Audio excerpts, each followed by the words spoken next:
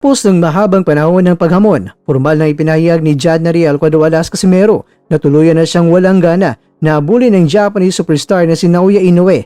Inilarawan ng Pinoy bad boy ang kanyang sitwasyon bilang isang unrequited love o pag-ibig na hindi nasuklian. Matapos didmahin ng kampo ni Inoue ang lahat ng kanyang mga hamon. Ayon kay Casimero, mas nakatutok siya ngayon sa pagiging 4 Division World Champion sa Super Bantamweight Division. Sa halip na si Inoue, sinisilip na niya ang ibang dambuhala sa dibisyon, partikular na itong si Junto Nakatani.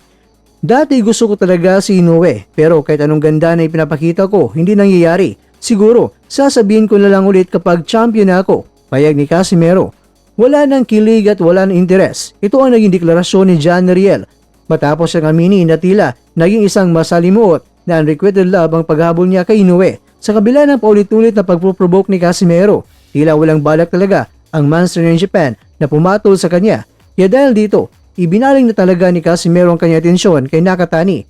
Habang kumpirmado na maghaharap sina Inoue at Nakatani sa May 2 sa Tokyo Dome, nananatiling kampante si Casimero na sa kanya pa rin ang huling halakhak. Plano niyang makuha ang kanyang ikaapat na world title sa ibang paraan at patunayan niya na hindi lang kay Inoue umiikot ang mundo ng boxing. Bagamat tila kinakalimutan na si Inoue, pero hindi pa tapos ang misyon ni Cuadro-Alas. Nanindigan siyang mananatili sa Super Bantamweight Division na may isang layunin ang makuha ang kanyang ikaapat na korona